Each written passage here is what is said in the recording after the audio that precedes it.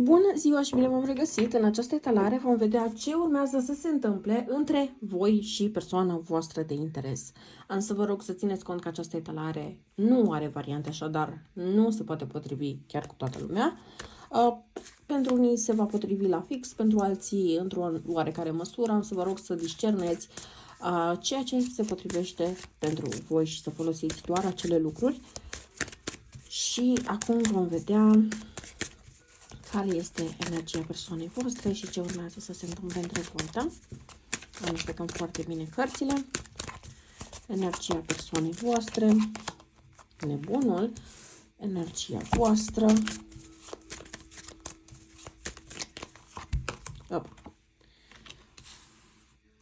asul de bâte, ce este între voi,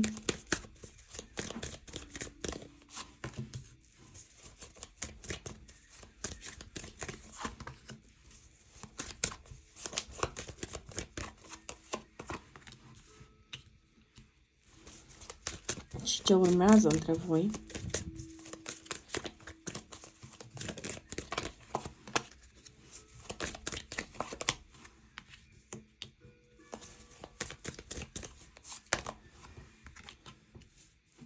Bun. Baza pachetului este asul de monede, apoi avem faiton și 2 de cupe, cavaler de cupe. Aici avem o mică problemă. Și anume, în primul rând, da, ok, vedem la baza pachetului aceste energii care ne dau destul de multă speranță. Însă, problema este că eu am simțit că mai degrabă, hai să zicem, un 2 de cupe, un as de pentagrame, este mai mult degrabă ceea ce vă doriți voi de la această situație. Pe când cavalerul de cupe și faitonul sunt mai mult ce interesează această persoană. Și o să zic de ce. Pentru că, în primul și în primul rând, dacă, bine, voi lua asta deoparte și vreau să clarificăm niște lucruri foarte, foarte rapid. Bun. În primul rând, eu când mă uit la energia persoanei voastre și la energia voastră, vedem că avem ce? Nebunul și asul de bâte. Aceste cărți, pentru unii dintre voi, pot semnifica faptul că este o conexiune relativ nouă sau pentru alții dintre voi poate semnifica faptul că întotdeauna vă simțiți cumva mai tineri cu această persoană, întotdeauna există speranța că lucrurile pot avansa, că pot deveni mai mult decât ceea ce sunt, că până acum lucrurile au fost explorate la un nivel destul de superficial în ceea ce ține de această conexiune și că lucrurile aici nu sunt extrem de stabile, nu neapărat există un plan în legătură cu felul în care va avansa această conexiune nici de partea voastră, nici de partea partenerului vostru. Totul se simte mai degrabă ca și cum atunci când sunteți împreună încercați să pur și simplu să trăiți clipa și nimic altceva nu mai contează. Nu cred că a existat o discuție foarte serioasă în legătură cu sentimentele și nu cred că există neapărat o etichetă pentru a descrie această relație. Unii dintre voi însă așteptați ca această etichetă să vină, această persoană să facă primul pas și să evoluați la un cu totul alt nivel. Problema nu este că persoana asta nu ar vrea să continue cu voi, problema este că nu cred că această persoană neapărat dorește să evolueze această conexiune.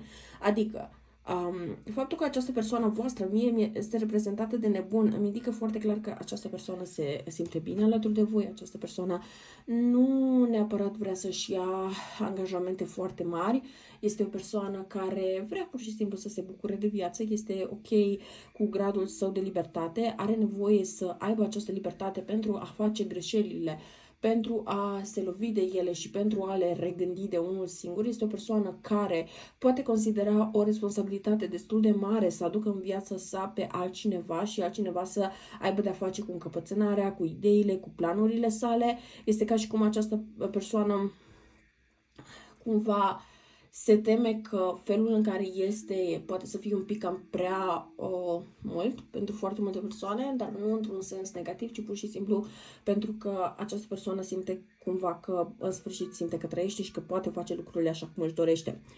În ciuda faptului că pentru unii dintre voi este posibil ca această persoană să fi fost căsătorită înainte sau să fi avut măcar o conexiune pentru care se aștepta să existe căsătorie, această persoană se simte acum ca și cum abia acum s-a redescoperit, abia acum este la începutul vieții, abia acum începe să trăiască în adevăratul sens al cuvântului și nu doar să supraviețuiască și să se adapteze așteptărilor, speranțelor altora. Este ca și cum abia acum această persoană începe să trăiască pentru sine.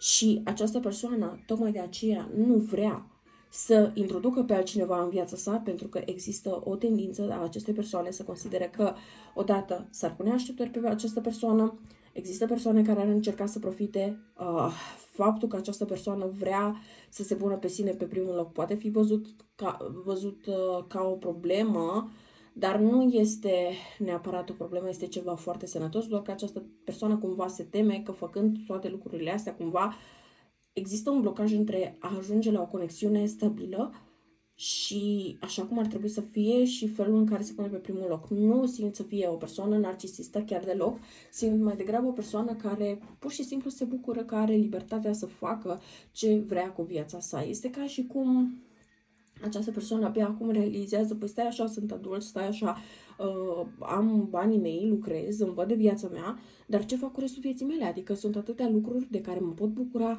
în primul rând pentru mine și abia apoi pentru poate alții, dar întâi de toate vreau să mă pun să mă focusez pe mine. Cam asta este energia persoanei voastre. Asta nu înseamnă că nu ține la voi, asta nu înseamnă că nu este interesată să continue cu voi, dar este vorba de o energie în care această persoană pur și simplu vrea să trăiască clipa, nu vrea să-și facă foarte multe planuri, nu vrea să fie dezamăgită, nu vrea să fie întristată și atunci creează niște circunstanțe care cumva blochează evoluția unei relații. Nu pentru că nu ar vrea această persoană o relație, ci pentru că este teamă că dacă intră într-o relație trebuie să renunțe la această libertate pe care o resimte, să zicem așa. Bun, în ceea ce ține de felul în care se simte această persoană cu voi, în primul rând, persoana voastră se simte efectiv completă. Voi aduceți o stare de bine a acestei persoane în care pur și simplu simte că atunci când este cu voi toate lucrurile sunt exact așa cum trebuie să fie. Tocmai de aceea, de foarte multe ori, această persoană poate să aibă un comportament, poate să aibă anumite lucruri care dau de gol, prin care voi vă dați seama că, până la urmă, pe de o parte, această persoană vă vrea, dar pe de altă parte, această persoană ori nu recunoaște, ori nu exprimă sentimentele pe care le are față de voi. Sentimente, da, sunt, dar această persoană nu știe să echilibreze sentimentele pe care le are cu prioritatea de a se focusa pe sine întâi de toate. Și lucrurile astea chiar merg foarte bine împreună, dar pentru această persoană este ceva total straniu și nu reușește să vadă legătura dintre ele. Așadar, de foarte multe ori, această persoană poate avea tendința să nu-și exprime sentimentele, să nu vă spună ce simte, să simțiți că este mai retrasă sau că nu vă împărtășește foarte multe lucruri despre viața sa și despre preocupările sale, se gândește la posibilitatea unei avansări cu voi, dar momentan nu vede acel echilibru ca fiind posibil și la asta nu aveți ce faceți. Asta nu înseamnă că trebuie să stați o viață după această persoană, ci pur și simplu asta văd eu că ar fi în mintea acestei persoane, da? Bun. Ce mai vreau să discut aici cu voi este pur și simplu faptul că aici voi puteți petrece timp cu această persoană, hai să zicem, o zi, două, trei, voi știți cât, așa, după care această persoană brusc nu mai dă niciun semn, nu mai zice absolut nimic, se retrage pentru o perioadă, după care iarăși revine către voi. Dinamica asta, un pic ciudățică, nu este pentru dorința neapărat de a se folosi de voi, așa cum puteți avea senzația câteodată, pentru că această persoană, din punct de vedere emoțional, este destul de deschisă față de voi, dar nu vrea să arate că este totuși destul de vulnerabilă față de voi, nu vrea ca voi să percepeți această persoană cumva slabă în fața voastră sau că voi puteți face lucrurile într-o anumită manieră, așa că mai degrabă vă face pe voi să considerați că poate această persoană nu vrea nimic sau nu este interesată de voi, dar această persoană este interesată de voi și aici sunt sigură că dacă rezonați cu această etalare până în acest punct, dacă ar fi ca voi să aveți nevoie pe bune de ajutor din partea acestei persoane, să fiți prin situații dificile, să aveți de-a face cu cine știe ce, nu știu, probleme, această persoană ar fi prima care vă ar sări în ajutor. Poate că da, această persoană nu exprimă sentimentele așa cum ați vrea, această persoană nu e la fel de prezentă pe cum voi ați vrea. Probabil că relația asta va dura foarte mult sau probabil pentru unii dintre voi niciodată nu va evolua la o relație mai stabilă de atât sau oficială sau cum vreți voi să spuneți. Dar asta nu înseamnă că persoanei nu-i pasă de voi. Și astea sunt niște probleme cu care această persoană va trebui să se confrunte de una singură. indiferent că voi veți fi în viața sa sau nu, dar și voi ar trebui să ajungeți la acea stare în care voi până la urmă vă puneți pe voi pe primul loc. Aici cred că tendința voastră este de a vă da totul, tot ce e mai frumos, tot ce e mai bun, tot ce e mai bine din voi pentru a face relațiile să meargă, dar nu faceți același lucru pentru voi. Dar, în schimb, această persoană face acest lucru pentru sine și nu face acest lucru pentru relație. Și aici cred că asta este o lecție destul de importantă pe care voi trebuie să o învățați de la această persoană. Nu are sens să vă frustrați, să vă agitați, să, nu știu, creați discuții pe tema asta. Este doar o chestie pe care voi trebuie să o înțelegeți și să o aplicați în propriile vieți. Da? Ce mai am eu de spus aici este că voi sperați spre un nou început, voi sperați spre o avansare, voi sperați spre ceva, dar voi uitați să vă focusați pe voi și dacă ar fi acum să începeți o relație mai stabilă cu această persoană, chiar în momentul ăsta, voi nu ați înțelege nimic din această conexiune. De aceea, întâi trebuie să înțelegeți chestia asta, trebuie să o aplicați în viața voastră, trebuie să decideți că până la urmă nicio altă persoană care va intra sau va ieși din viața voastră nu va fi mai importantă până la urmă decât voi, da? Și atunci toate eforturile voastre, toate ambițiile voastre trebuie să se rezume doar la voi și atât. Restul, persoanele pot veni, pot pleca, pot face ce vor, pot reveni ulterior, dar nu cred, efectiv, nu cred că, nu știu, lecția asta nu este una destul de importantă pentru voi, pentru că la cum să văd cărțile, sincer, e mai mult de partea voastră necesitatea asta. Pentru că această persoană și-a învățat lecția, această persoană este exact cu, hai să zicem, un pas și jumătate înaintea voastră și atunci voi, urmărind această persoană, învățând de la ea, trebuie să aplicați la voi. Cam așa funcționează lucrurile. Nu puteți aștepta ca această conexiune să evolueze până ce voi nu învățați această lecție. Bine, vom vedea ulterior ce se întâmplă cu această conexiune sau probabil în altă etalare, dar asta e lecția voastră. Dacă vreți să mergeți cu un pas înainte, să vedeți ce urmează să se întâmple de voi și această persoană, începeți din punctul ăsta. Bun. Ce vreau să vă zic aici, mai este încă un lucru. Ce urmează dintre voi? Această lună ne indică faptul că voi în continuare veți rămâne în ceață, în continuare nu veți ști de la ce să vă așteptați de la această persoană, pentru că este de dreptul imprevizibilă. Și atât voi cât și această persoană încă aveți o nuanță de imprevizibilitate unul față de celălalt. Poate să fie tocmai din cauza acestei dinamici în care când vă întâlniți este totul super, dar după niciunul nu știe foarte multe de celălalt. Dar vor rămâne lucrurile așa pentru o perioadă. De ce?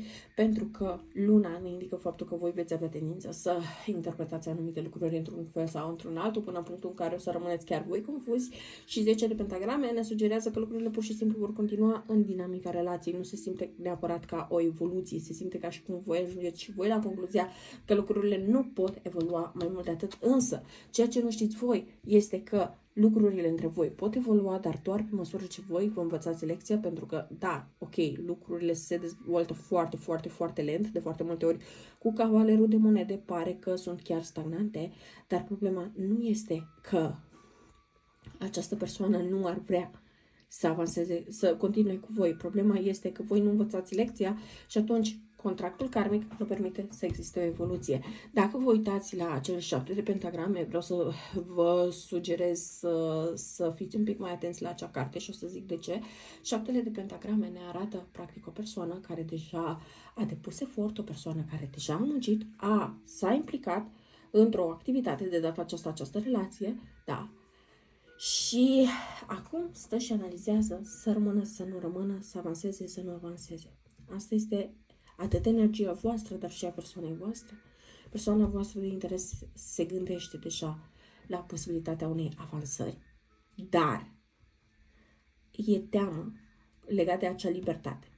Și până voi nu veți echilibra acea energie, până ce voi nu veniți cu aceeași libertate, aceeași dorință de, nu știu, de a face tot în primul rând ce mai bine pentru voi, această persoană nu va părea că este mai implicată în conexiunea voastră. În momentul în care vă vede pe voi cu aceeași energie, în acel moment această persoană se gândește din ce în ce mai mult și din ce în ce mai serios să facă un progres vis-a-vis de voi. În ceea ce ține de aceste cărți, pentru că v-am promis că vom discuta și despre ele, În primul și în primul rând, da, persoana asta are sentimente, mie mi-este destul de clar față de voi dacă aveți dubii în acest sens din cauza comportamentului, din cauza dinamicii care vă poate crea confuzie. Da, problema nu este dacă are sau nu are sentimente, problema este de felul în care această persoană înțelege că poate în continuare să aibă libertate, poate în continuare să-și ia deciziile proprii, poate în continuare să se bucure de niște libertăți, ca și până acum, atâta că poate face și împreună cu voi. Da? Deci, în momentul în care voi veniți, un pic de atenție, pentru că voi ați putea fi genul de persoane care atunci când vreți să fiți într-o relație sau sunteți într-o relație, deveniți destul de anxioși, de teamă că, nu știu, poate partenerul se plictisește, poate partenerul, nu știu, își pierde interesul, poate. Și atunci această persoană vede și conștientizează că dacă ar fi să avansați acum această conexiune, voi ați putea să fiți atât de anxioși și temători încât să deveniți voi persoanele toxice și care caută o tendință de a îl sau o controla. Și atunci această persoană, menținând această conexiune doar la nivelul acesta, să știți că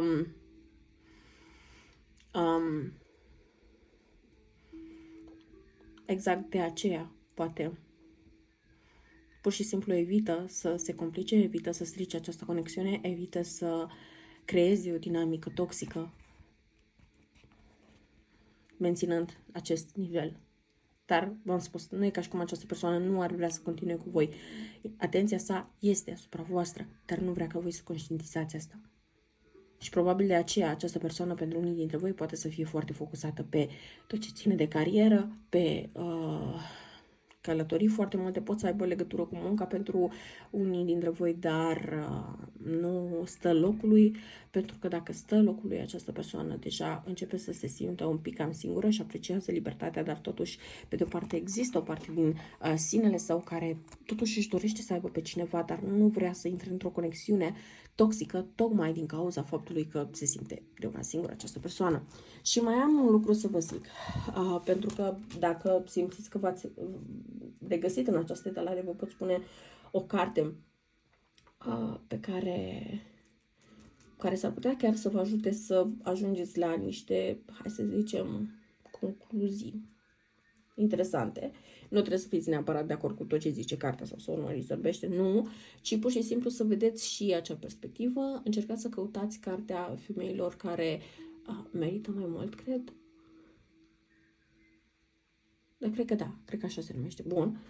O să vi se pare destul de interesantă și o să ajungeți la niște concluzii în legătură cu iubirea de sine. Bun. Eu cam atât am avut de spus pentru voi. Sper că vă este utilă această etalare și să ne revedem cât mai curând. La revedere!